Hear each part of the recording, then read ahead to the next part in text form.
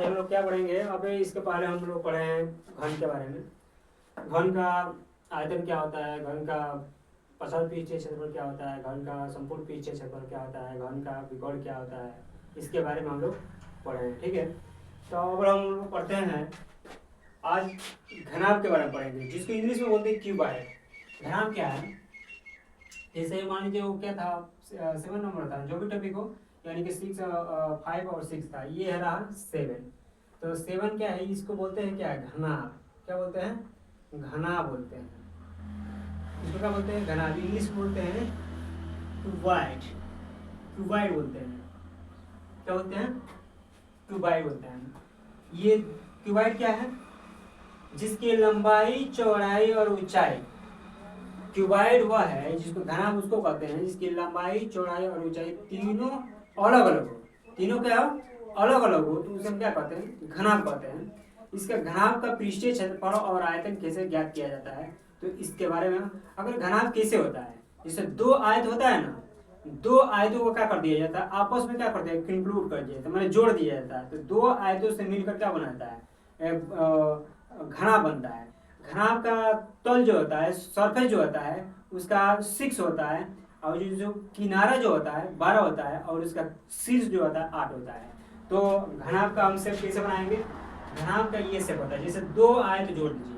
जैसे मान लीजिए इसको आयत कहते हैं, जैसे मान लीजिए आयत हो गया ना, ये मान लीजिए क्या है हमारा, ये आयत हो गया, सपोज दैट। ठीक है, एक और आयत इसमें क्या कर देंगे, जोड़ देते हैं। एक और हम आयत क्या कर दिए, जोड़ दिए आपस में, इसको आयत को जोड़ देंगे तो इसको क्या कर देंगे, घनाभ कहते हैं। जैसे मान लीजिए ये कार्नर जो है ना, इस कार्नर से मिला देंगे। ठीक है, मिल गया। और ये कार्नर जो है इस कार्नर से मिला देंगे। ठीक है, और ये कार्नर जो है इस कार्नर से मिला देंगे, और ये जो कार्नर दिखाई दे रहा है इस कार्नर में मिला देंगे। ये हमारा क्या हो गया, घनाभ का शेप हो गया, जिसको ये बोलते हैं लंबाई। क्या बोलते हैं इसको, लंबाई बोलते हैं। ठीक है, और ये जो है चौड़ाई है। ये क्या है, चौड़ाई। इसको क्या बोलते हैं, चौड़ाई बोलते हैं। क्या बोलेंगे इसको, चौड़ाई बोलते हैं। इसको जो बोलते हैं ये जो है ऊंचाई कहलाता है। क्या कहलाता है, ऊंचाई कहलाता है। कि कोई दिक्कत हो, इसकी लंबाई चौड़ाई ऊंचाई और मोटाई बात ही होती है, लंबाई चौड़ाई और मोटाई माने ऊंचाई, तो उसी को हम क्या कहते हैं, क्यूबॉइड कहते हैं। उसी को हम क्या कहते हैं, घनाभ कहते हैं। घनाभ से संबंधित कुछ महत्वपूर्ण सूत्र लिखवा रहे हैं। घनाभ से संबंधित कुछ महत्वपूर्ण सूत्र क्या होता है, ये बहुत इंपॉर्टेंट है। जब तक ये याद नहीं होगा तब मैथ कभी सॉल्व नहीं होगा। ये इसको हम एकदम कंठक से याद कर लीजिए। ठीक है, परीक्षा में अगर मान लीजिए क्वेश्चन आ जाए, अगर सूत्र नहीं याद रहेगा तो आप लोग कैसे बनाइएगा, सूत्र याद रहेगा तभी तो बनाइएगा। तो इसलिए सबसे जरूरी क्या है, फार्मूला को रटना, याद करना, उसको बार बार याद करके लिखिए पेज पे, ताकि हमेशा याद रहे, तभी दिमाग काम करेगा परीक्षा हॉल में। ठीक है, इस तरह काम नहीं चलेगा। इसलिए सारे फार्मूला को इकट्ठा रखिए सिस्टमेटिक ढंग से, और उसको स्टेप बाई स्टेप याद करके बार बार उसको लिखिए। 50 में एक ही चीज़ों का 50 बार लिखिए तब याद हो जाएगा। ठीक है, तो देखिए पहला ये घनाभ। घनाभ का आयतन बराबर क्या होता है, लंबाई गुणे चौड़ाई गुणे ऊंचाई होता है। गुणे क्या होता है, ऊंचाई। ठीक है, अब इसका हम दूसरा नंबर लिखवा रहे हैं, घनाभ। घनाभ का लंबाई,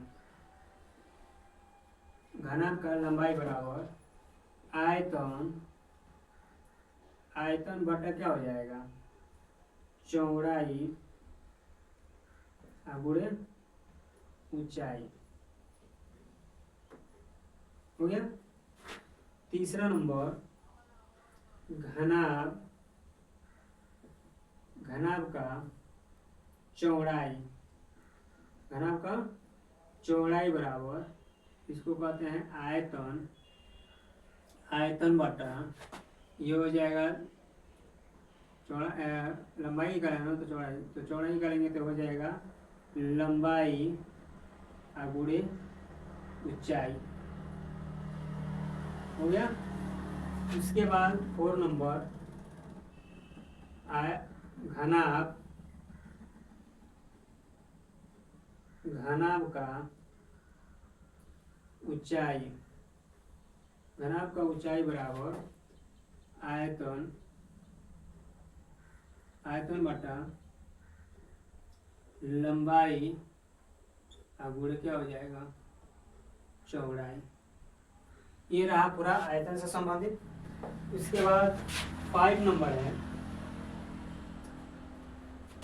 घनाभ, घनाभ का पसद पृष्ठीय क्षेत्रफल या घनाभ का, घनाभ का नहीं, घनाभ के चारों दीवारों का क्षेत्रफल, चारों दीवारों का क्षेत्रफल बराबर होता है 4 गुणे भुजा स्क्वायर, 4 गुणे भुजा स्क्वायर। दोनों एक ही बात है, दोनों एक ही चीज है। 6 नंबर है घनाभ, घनाभ संपूर्ण पृष्ठीय क्षेत्रफल, घनाभ का संपूर्ण पृष्ठीय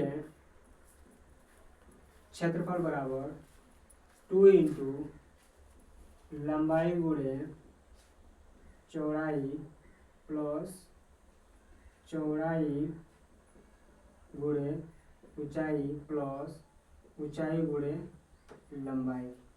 ठीक है। 7 नंबर घनाभ का विकर्ण, घनाभ का विकर्ण बराबर रूप में ये होता है लंबाई का स्क्वायर प्लस चौड़ाई का स्क्वायर प्लस ऊंचाई का स्क्वायर। ये रहा हमारा पूरा फॉर्मूला घनाभ का।